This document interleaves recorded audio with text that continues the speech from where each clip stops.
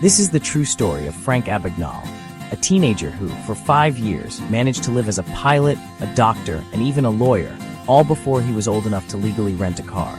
His life would become the stuff of legend, inspiring books and movies, but it all started with a single, desperate decision. Frank's journey began at just 16, when his parents' painful divorce shattered his world. Feeling lost and alone, he ran away from home with only a few dollars in his pocket and no real plan for the future. The world suddenly seemed much bigger and much more dangerous than he'd ever imagined. Realizing that his age would close most doors, Frank took a bold step. He forged his driver's license, making himself appear 10 years older. It was a risky move, but it gave him a taste of the power that came with deception.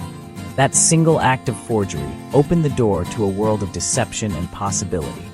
Suddenly, the rules no longer applied to him in the same way.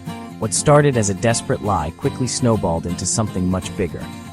Each new forgery made the next one easier, and soon, Frank was living a life built on carefully constructed falsehoods. In the eyes of the world, Frank was suddenly a 26-year-old man, able to blend in with adults and move through society unnoticed.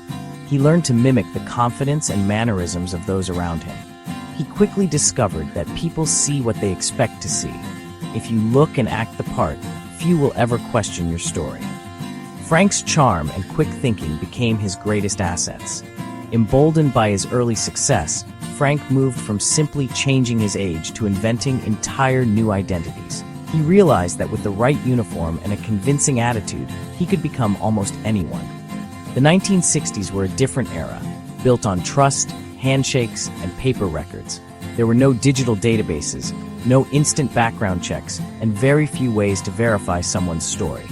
Frank saw uniforms and titles as tickets to respect, opportunity, and a life he could only dream of. Each new disguise brought him closer to the life he wanted. He stepped into these roles with remarkable confidence, fooling almost everyone he met. His ability to adapt and improvise was unmatched. Frank's story is a powerful reminder of how easily our systems, especially in those days, could be manipulated by someone determined enough to exploit their weaknesses. The simplicity of his first lie is what makes his story so compelling. It was a small, almost innocent act that set off a chain reaction. It wasn't a master plan, just a quick fix that happened to work. But that one moment of improvisation changed everything. That moment of desperation became the foundation for his elaborate cons, as Frank realized just how far he could go if he kept pushing the boundaries. Frank Abagnale's journey had only just begun, and the world had no idea what was coming next. Before the world knew him as a master imposter, Frank Abagnale was a kid from New Rochelle, New York. He learned charm and business sense from his father, a respected local businessman. The turning point came when his parents separated, and Frank, unable to choose between them, ran away to New York City.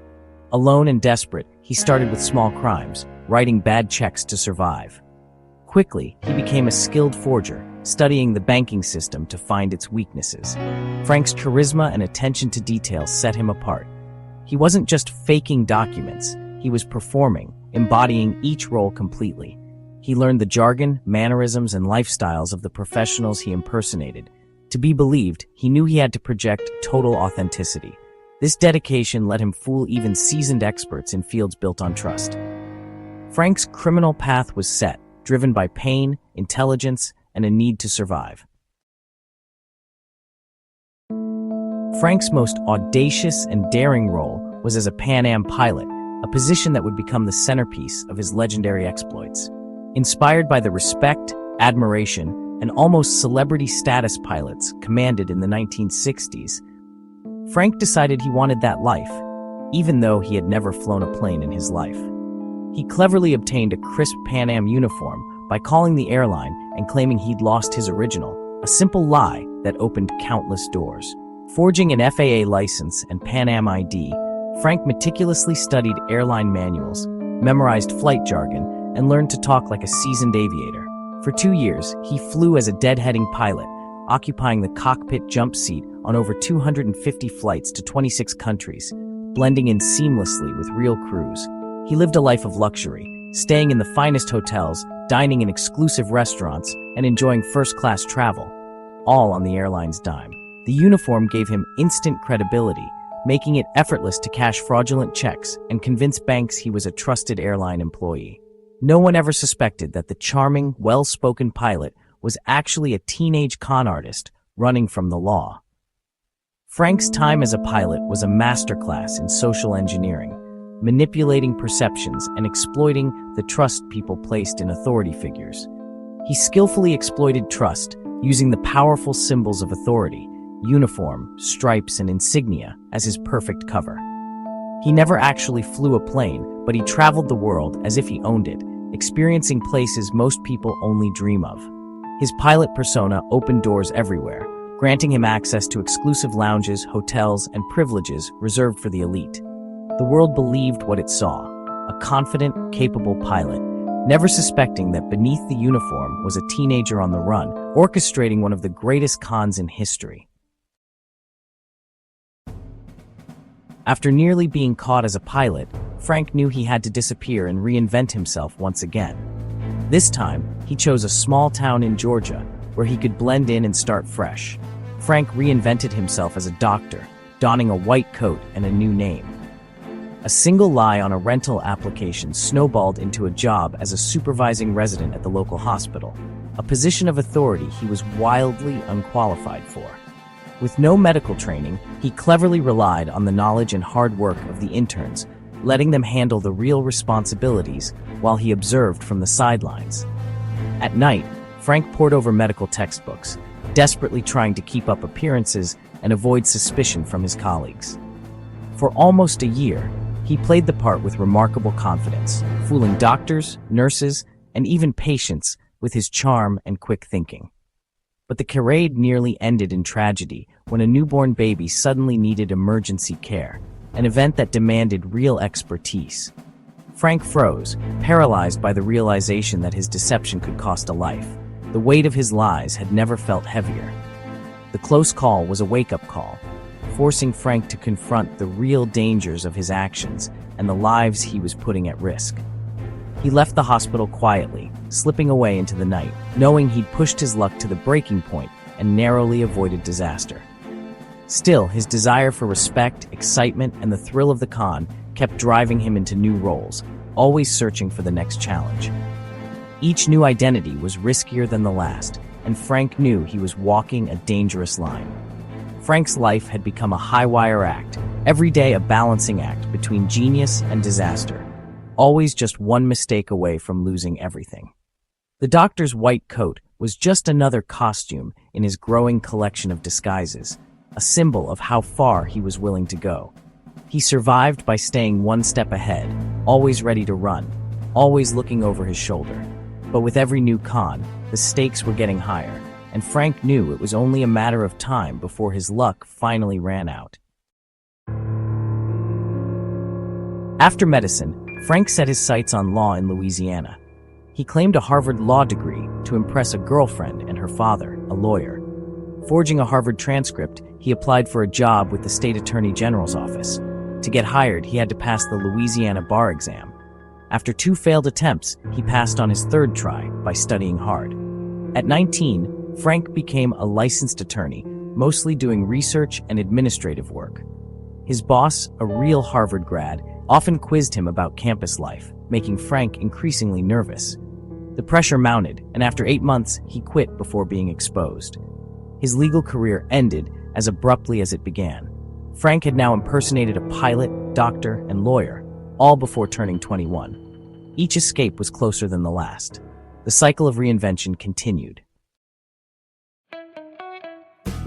Beneath the disguises, Frank's real talent was check fraud. He started with simple bad checks but soon mastered the art of counterfeiting. He learned to replicate checks perfectly, even mimicking magnetic ink for bank machines. Frank printed payroll checks with real company logos, becoming a one-man forgery operation. His boldest scam, posing as a security guard, he collected airline deposit bags by simply putting up an out-of-service sign. Over 5 years, he cashed more than $2.5 million in fraudulent checks across the U.S. and abroad. He constantly changed identities and refined his methods to stay ahead of authorities. Frank's schemes exposed the vulnerabilities of the banking system. He was always one step ahead, thinking like an engineer and a performer. His mastery of deception made him a legend among con artists. But the net was closing in. For 5 years, Frank stayed ahead of the law, but his luck ran out in 1969. Living in France, he was recognized by a former girlfriend who saw his face on a wanted poster. French police arrested him without drama. He endured brutal conditions in a French prison, then was extradited to Sweden for more jail time. After Sweden, he was sent to the US to face charges. Incredibly, he escaped from a plane at JFK Airport, but was recaptured weeks later. This time, there were no more escapes. Frank was sentenced to 12 years in federal prison for fraud and forgery. The curtain had fallen on his incredible run. The man of many faces was finally forced to be himself. His story became headline news. The world was stunned by the scale of his deception. Frank's journey as a con artist was over, but his story was far from finished. Behind bars, the full extent of Frank's crimes emerged. The media turned him into a folk hero, but his actions had real victims: banks, companies, and betrayed colleagues. His story exposed major flaws in banking, airlines, and medicine. After less than 5 years in prison, the US government offered him a deal, freedom, in exchange for helping the FBI catch other forgers. Frank accepted, becoming a consultant and teacher for the FBI. He used his skills to help fix the very systems he once exploited. Frank built a new life on the right side of the law. He taught at the FBI Academy and advised banks on fraud prevention. His greatest con became his greatest asset. The man who lived by lies now thrived by telling the truth. Frank Abagnale's story became a lesson for the world. Decades later, Frank Abagnale's story still fascinates us. We're drawn to the audacity and cleverness of his cons and the fantasy of becoming anyone we want. But his tale is also a cautionary one, reminding us to question appearances and trust carefully. In today's digital world, deception is easier than ever. Frank's scams were analog, but the principles are timeless. Some now question the details of his story, suggesting he may have exaggerated. That debate only adds to the intrigue. Is his life story itself another brilliant performance? Stories like Frank's tap into our fascination with the criminal mind and the art of the con. They challenge us to ask, how did he do it? Could it happen again? There's always more to the story.